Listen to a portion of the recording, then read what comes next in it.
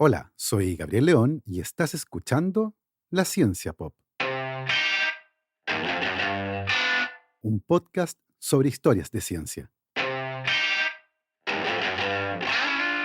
La historia de hoy comienza con un curioso robo que afectó profundamente la vida de la víctima, un caso que nos sumergirá en el mundo de las réplicas y las copias, para luego dar un paseo por el arduo oficio de los escribas medievales y la dura vida de un niño que soñaba con inventar algo, lo que fuera, con tal de sacar a su familia de la pobreza, y que terminó por revolucionar la forma en que copiamos documentos.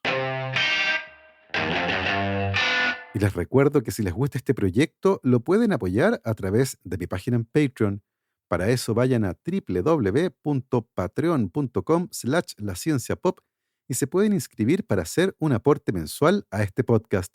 Agradezco, como siempre, el apoyo de mis muy queridos patrons: Cristian Oteiza, Andrés Altamirano, Sebastián Toledo, Alberto Montt y Laura, Germaín Araya, Hernán y Lucas Castillo, el profesor Gonzalo Cepeda, Ana Lucía Luna, Simón Castillo Riedemann, Luciano Cisterna, Ricardo Yáñez, Fernando Montenegro, Matías van der Straten, Francisco de la Fuente, la familia Flores Noguer, Christian Fraiser, la familia Helfman von de Sauer, Giuseppe Carufo, David Pelao Pérez, Sebastián Umaña, Carolina Valle, Michelle Baró, Cristóbal Muene, la familia Serpa Rebolledo, Pablo y Milesita Villalobos, la familia Tanús Ramos, Rosario Calderón, Pedro Castillo, Adrián Cataldo, el EC Podcast, José Luis Ulloa, Amanda Larraín, Marcela Martínez, Cristóbal Orellana, Diego Riquelme, Constanza Jabal, Florencia Castañeda, Mauricio Silva, Natalia Moreno, Ignacio Daneri, Maximiliano Alcayaga, Marjorie Leighton, la familia Poblete Díaz,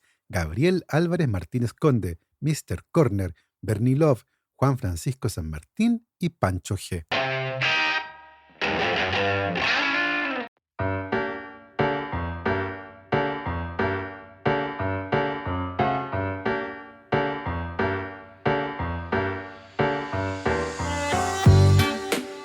En diciembre del año 2010, una pareja estaba comiendo un sándwich en la estación de trenes de Euston, en el centro de Londres. Estaban esperando abordar el tren a Manchester y, como todavía tenían tiempo, decidieron comer algo antes del viaje en un local de una cadena de sándwiches muy popular en el Reino Unido. Eran cerca de las 8:30 de la noche y de pronto la mujer comenzó a gritar desesperada. Fue corriendo al mesón y a gritos pidió que llamaran a la policía. Preguntó si tenían cámaras de vigilancia y pidió que alguien hiciera algo.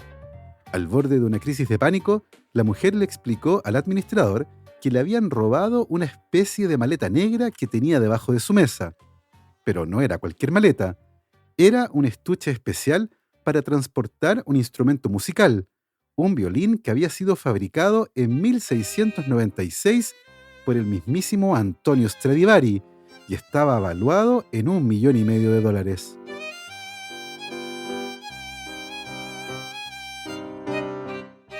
La dueña del violín era Mi Jin Kim, una mujer surcoreana de 31 años y que por esa época era considerada como una de las solistas más importantes del mundo.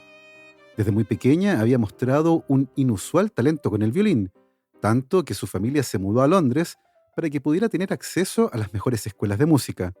Con solo 7 años, se convirtió en la persona más joven en la historia en ser admitida en la prestigiosa Escuela de Música Purcell para músicos jóvenes, la escuela de música especializada más antigua del Reino Unido.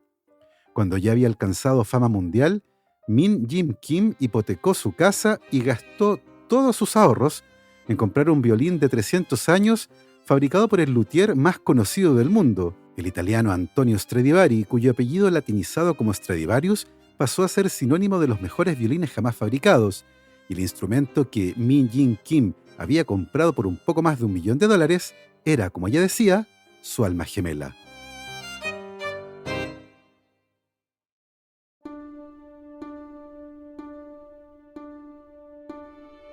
El robo del violín destruyó la vida de Mi Jin Kim, tanto la personal como la profesional. Dejó de tocar en público, terminó con su novio y recayó en la anorexia. Durante meses, la policía le siguió la pista al violín, pero no lograban dar con su paradero.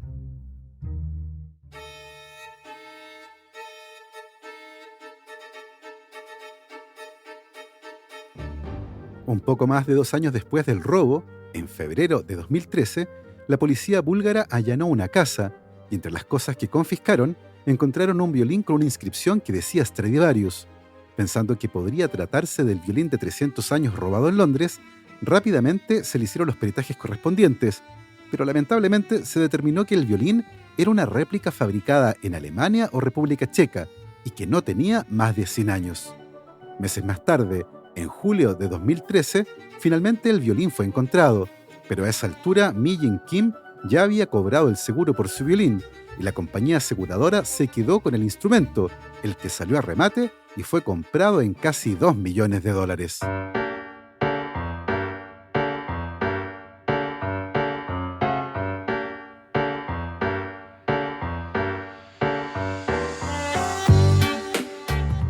La obsesión por los violines Stradivarius no se limita a músicos y ladrones.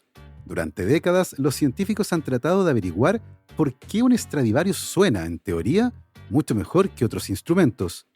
¿Será la madera? ¿El barniz? ¿El método de fabricación? ¿O tal vez las terminaciones?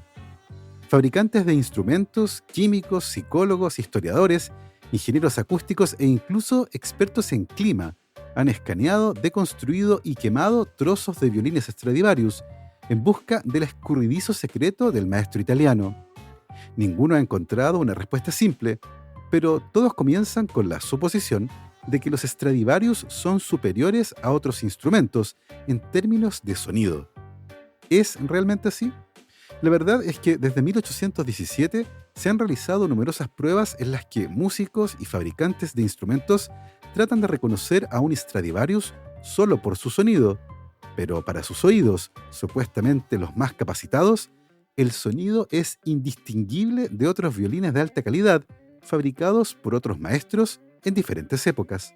En una prueba particularmente famosa realizada en un programa de BBC Radio 3 en 1977, los violinistas Isaac Stern y Pinchas Zuckerman, junto con el experto en violín Charles Baer, intentaron distinguir entre un Stradivarius y violines de alta calidad fabricados en 1739, 1846 y 1976, que fueron tocados detrás de un biombo por un solista profesional. Además, a los violinistas se les permitió tocar todos los instrumentos antes de la prueba. Tal vez no sea una sorpresa, pero ninguno de los oyentes identificó más de 2 de los 4 instrumentos de manera correcta, y de hecho, 2 de los oyentes identificaron el violín del siglo XX como el Stradivarius. Como sea, la fama de los Stradivarius ha hecho que sean uno de los objetos más copiados del mundo, y las réplicas de distinta calidad han engañado en más de alguna ocasión a personas que los han encontrado limpiando sótanos o bodegas, y al ver la inscripción saltaron de alegría, pensando que se habían ganado la lotería. Pero son solo copias. Desde que las primeras ideas novedosas comenzaron a salir de nuestras cabezas, la imitación y la copia han permitido propagarlas y mejorarlas. Pero en la historia de lo que se copia, probablemente la más interesante sea la de los textos.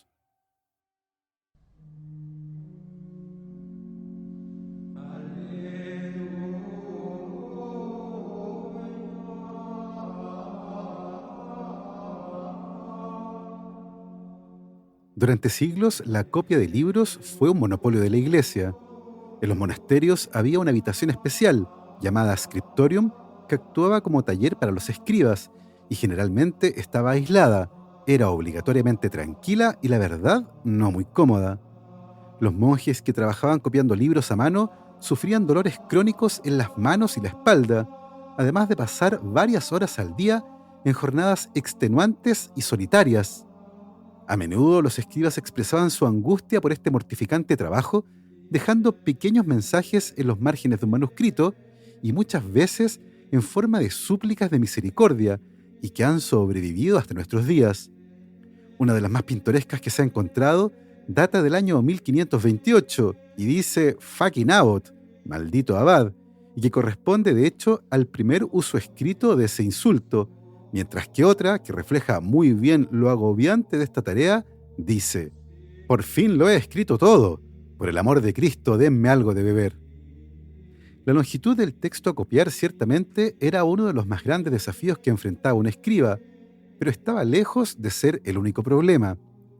Dado que todos los libros que existían por esa época habían sido escritos a mano, era usual que alguna forma de error humano estuviera presente, como la omisión de palabras o líneas completas, faltas de ortografía, interpretaciones falsas o hipercorrecciones. Incluso el mejor de los escribas podría sucumbir fácilmente a cualquiera de estos errores por accidente, corrompiendo su manuscrito sin saberlo y contribuyendo a la propagación de los errores, que alejaban el texto copiado del manuscrito original. Para tratar de evitar los errores de interpretación, los monasterios tenían reglas claras con respecto a la copia de los textos y se estableció como regla principal que los monjes solo debían copiar lo que veían en la página y no tratar de corregir los supuestos errores que podrían haber visto en el ejemplar que estaban copiando. Si, por ejemplo, una página decía 2 más 2 igual 5, el monje tenía que escribir eso.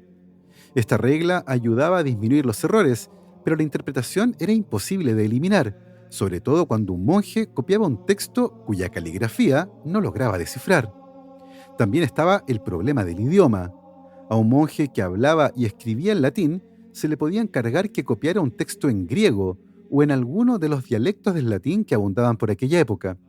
De hecho, muchos pensaban que copiar libros escritos en un idioma que el monje no manejaba era mejor, ya que así se evitaban los errores por hipercorrección y el escriba se tenía que limitar a copiar lo que veía, no lo que entendía. Más allá de la copia física del texto, el resto del proceso de producción de libros era extremadamente difícil y especializado. A los escribas se sumaban ilustradores y encuadernadores, que habitualmente trabajaban cada uno por su lado. El escriba copiaba un texto, luego se lo entregaba al ilustrador y éste al encuadernador. Este proceso tomaba grandes cantidades de tiempo, no solo porque las tareas en sí mismas eran demandantes, sino porque además era posible que el libro tuviera que pasar por diferentes monasterios o talleres para que se completara todo el proceso.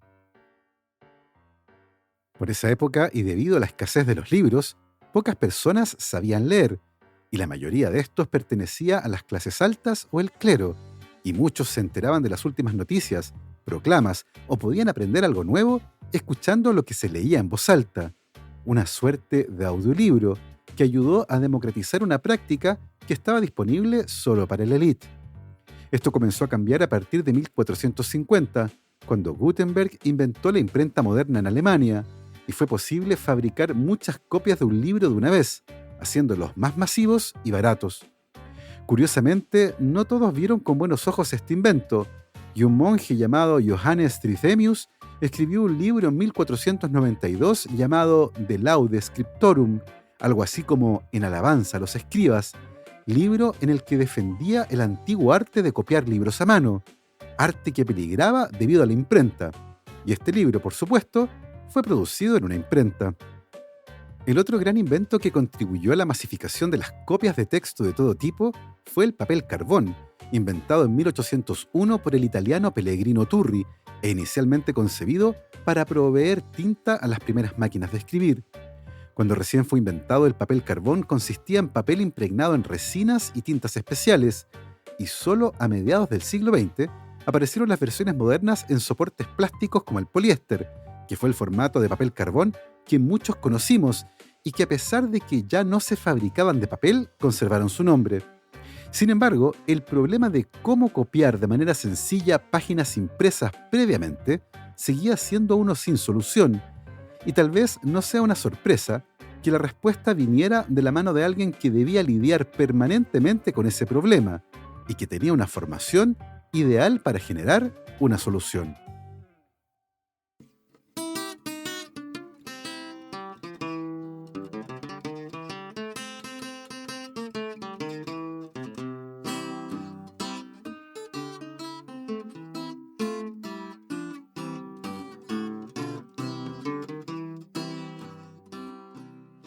Chester Carlson nació en Seattle, Washington, en febrero de 1906, y su familia fue una que luchó permanentemente contra la enfermedad y la pobreza.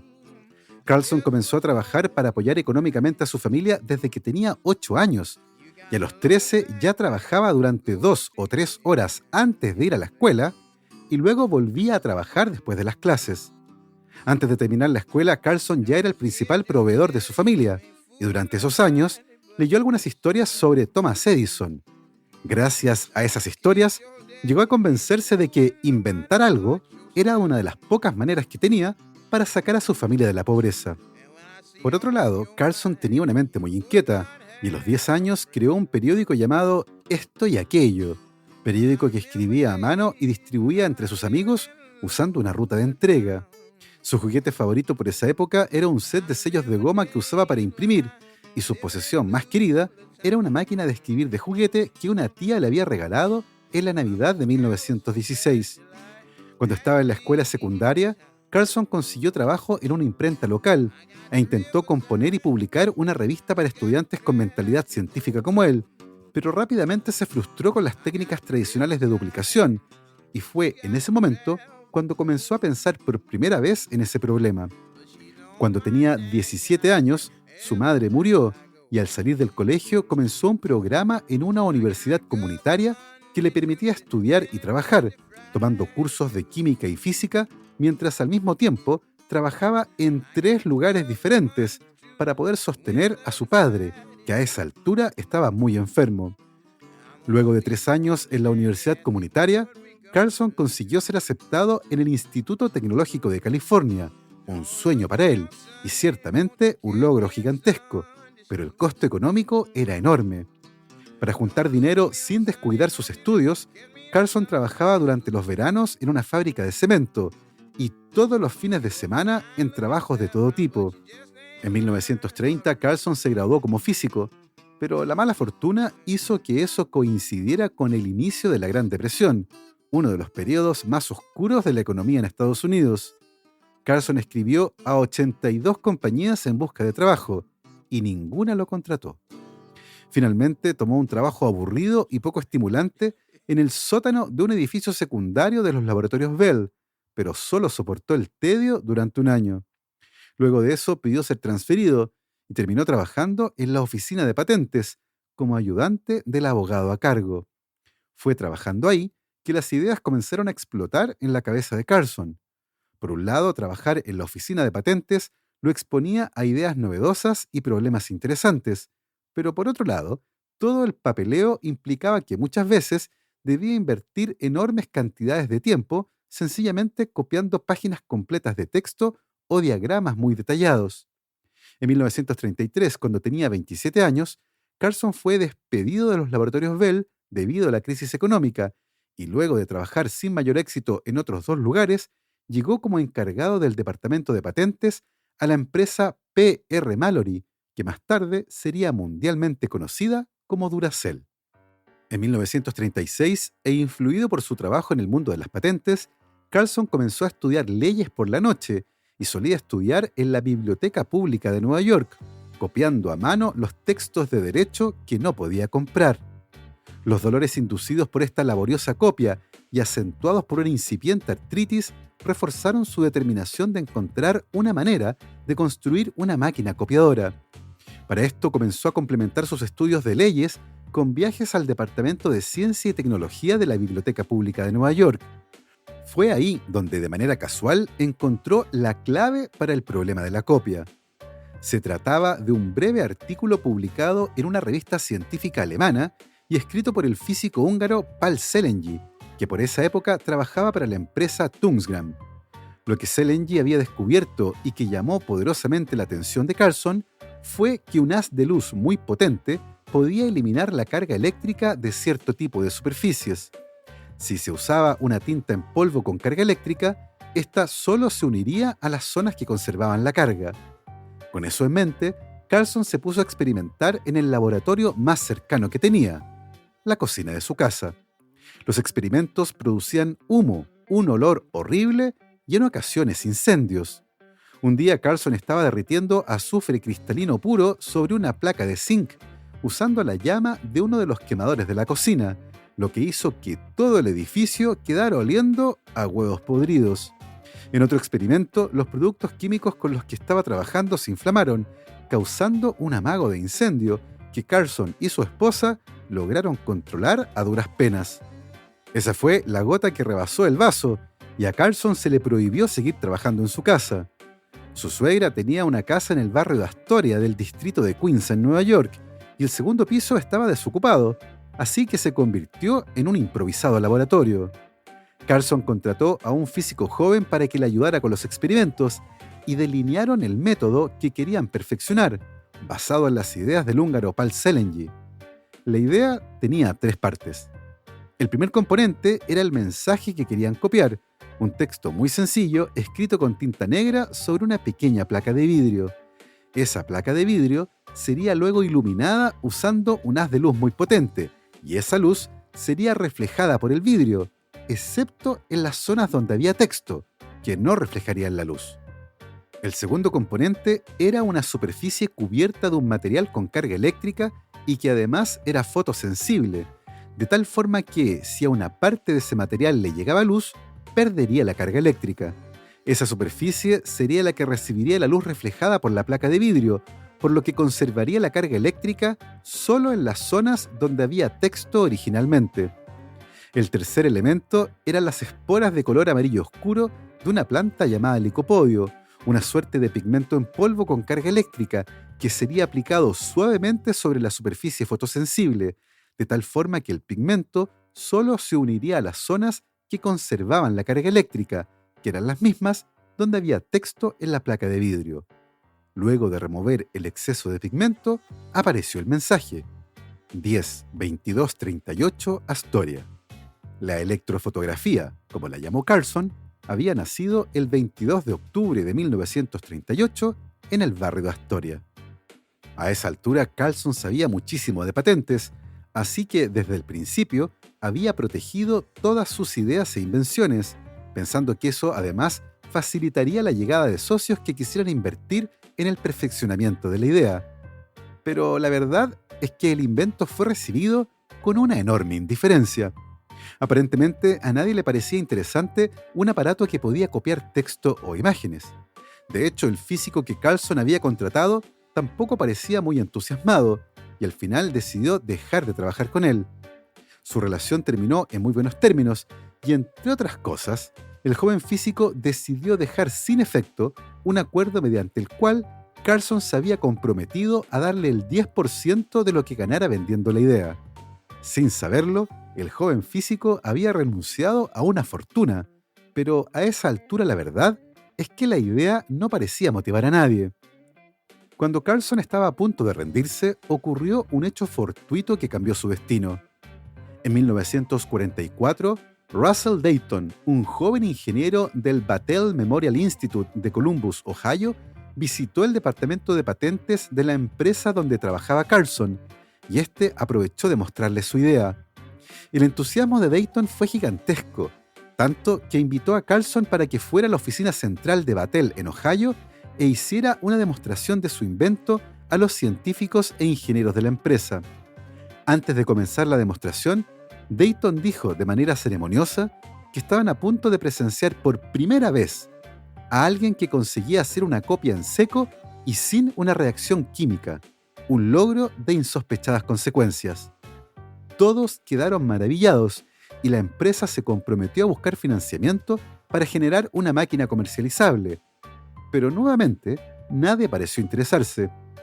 El despegue final de la idea llegó en 1946, cuando un ejecutivo de la empresa Haloid, que por esa época competía con Kodak, leyó una historia sobre este curioso invento de la electrofotografía. Viendo el enorme potencial que tenía la idea, Haloid se asoció con Battelle y Carlson para desarrollar la idea y fabricar un prototipo que fuera comercializable. Luego de 2 años de trabajo, en 1948, la idea estaba lista para ser presentada al mundo, pero la empresa Haloid tenía serios problemas con el nombre. Electrofotografía recordaba mucho a la fotografía y no querían ser asociados con marcas de esa área. Buscando un nombre más apropiado, Haloid contactó a un profesor de la Universidad de Ohio, quien sugirió el nombre de cerografía, del griego cero, seco, y graphein, escribir, escritura en seco. Al único que no le gustó el nombre fue a Carlson, pero la junta directiva de Haloid aprobó el cambio. Así, 10 años después de la primera prueba de concepto exitosa, Haloid sacó al mercado su copiadora Xerox Modelo A, la primera fotocopiadora del mundo. Se trataba de un aparato pesado, grande y caro, y que además requería 39 pasos para funcionar, ya que la mayor parte del proceso era manual. El aparato habría fracasado de no ser por los usos muy específicos que algunas empresas, como la Ford, encontraron para esta monstruosa máquina, particularmente la copia de diseños complejos. 10 años después, Haloid cambió su nombre a Haloid Xerox y en 1959 salió al mercado el modelo 914, el primero semiautomático y que funcionaba como las máquinas modernas de fotocopias. El éxito fue rotundo y muy pronto todas las oficinas en Estados Unidos tenían una máquina Xerox, en parte porque la empresa decidió entregarlas en arriendo, cobrando $25 al mes y además 25 centavos por copia, con un mínimo de $49 al mes.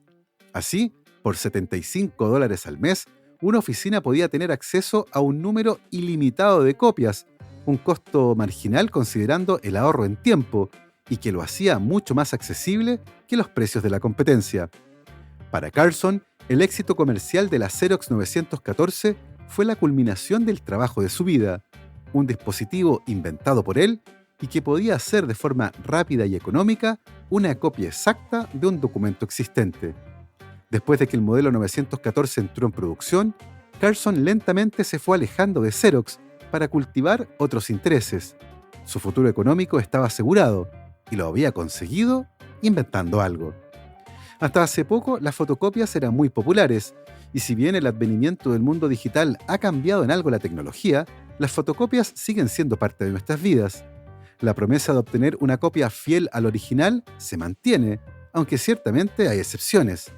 Alguna vez en la universidad tuve que estudiar con una fotocopia de la fotocopia de la fotocopia de un original, y la degradación de la información era evidente, al punto que ciertos pasajes eran ilegibles. Eso ocurre por la acumulación de pequeños errores en copias sucesivas. Una mota de polvo, tóner que queda impregnado en la hoja de manera accidental, un doblez en el original o alguna marca que pasa a la siguiente copia. Este fenómeno se conoce como pérdida generacional de la calidad y afecta a cualquier cosa que se copie, y cualquiera que haya fotocopiado un documento o copiado un cassette de música o una cinta de video puede dar fe de aquello. La copia de la copia de la copia tiene defectos de calidad. En el caso de la copia de documentos, la pérdida generacional de la calidad podría dejar una copia ilegible, y si bien eso es suficientemente problemático, lo que les voy a contar ahora supera largamente esa situación. El 24 de julio del año 2013, un peculiar problema fue detectado cuando una empresa de construcción en Alemania fotocopió los planos de una casa. En ese plano, el diagrama de cada habitación incluía en el centro un pequeño rectángulo que indicaba el área total de esa habitación. La habitación 1 tenía 14,13 metros cuadrados, la 2 tenía 21,11 metros cuadrados y la 3 tenía 17,42 metros cuadrados. Todas tenían dimensiones distintas. Lo curioso es que luego de fotocopiar el plano usando una copiadora Xerox modelo 7535, las dimensiones de las 3 habitaciones eran la misma, 14,13 metros cuadrados. En este caso, no es que las dimensiones fueran ilegibles. Por alguna extraña razón, la máquina alteró los datos, lo que puede tener gravísimas consecuencias. ¿Cómo diablos pasó algo así? Bueno, esto sucedió porque la tecnología de fotocopiado que usamos hoy no es la misma que diseñó Carlson. Hoy el documento es escaneado, digitalizado, comprimido y luego impreso en un papel. En alguna parte del proceso de digitalización, la información del área de las habitaciones fue alterada. La falla fue descubierta por David Kriesel, un investigador de ciencias de la computación en la Universidad de Bonn, en Alemania. Cuando la oficina de arquitectura que copió los planos se acercó a preguntarle si sabía lo que estaba pasando, pensó que era una broma, y él mismo tuvo que copiar los documentos para convencerse. Kriesel descubrió que la falla solo ocurría si el usuario cambiaba la configuración de compresión de la copiadora. Inicialmente, Xerox respondió que la falla se debía a una combinación del uso de un algoritmo de compresión defectuoso y una baja resolución de impresión, pero la explicación no era del todo satisfactoria, ya que el problema no era que los números fueran ilegibles, eran diferentes a los originales. Kriesel descubrió que el verdadero problema era que el algoritmo de compresión reconocía segmentos similares en los documentos, y cuando eso ocurría, guardaba solo un segmento representativo para reproducirlos luego en el documento copiado. Así, la versión digital del archivo era más liviana. El problema es que el algoritmo de Xerox consideró que todas las cajas con las dimensiones de las habitaciones del plano eran iguales y usó solo una de ellas, la que decía 14,13 metros cuadrados, en todas las otras zonas donde había un objeto similar. Kriesel confirmó que algunos modelos de las máquinas Xerox cometían constantemente los mismos errores de sustitución, por ejemplo, reemplazando un 6 con un 8, pero en otros modelos los cambios eran arbitrarios y no eran los mismos cada vez que la máquina copiaba el mismo documento. Luego de descubierto este problema, la compañía generó un parche de software que impide que esto ocurra, pero nadie sabe si alguno de estos errores de sustitución pudo haber causado algún problema anteriormente, ya que los modelos en cuestión estaban en operación al menos 8 años antes de que la falla fuera descubierta. ¿Qué habría pasado con la copia de algún tratamiento médico? ¿O los planos de un avión? ¿O algún documento legal? Porque claro, cuando uno copia algo, espera que sea una fiel representación del original, o, en el peor escenario, que la información sea ilegible, no que sea distinta al original. Con todo, es interesante confirmar que las tecnologías modernas de copiado enfrentan sorprendentemente problemas similares al de los escribas en los monasterios, que luchaban contra textos ilegibles y que a veces, tal vez por aburrimiento o exceso de entusiasmo, introducían cambios en los documentos que copiaban, errores de siglos que probablemente nunca descubriremos. Así hemos llegado al final de esta interesante historia. Espero que la hayan disfrutado. Yo me despido como siempre, saludando y agradeciendo el apoyo de mis muy queridos patrons.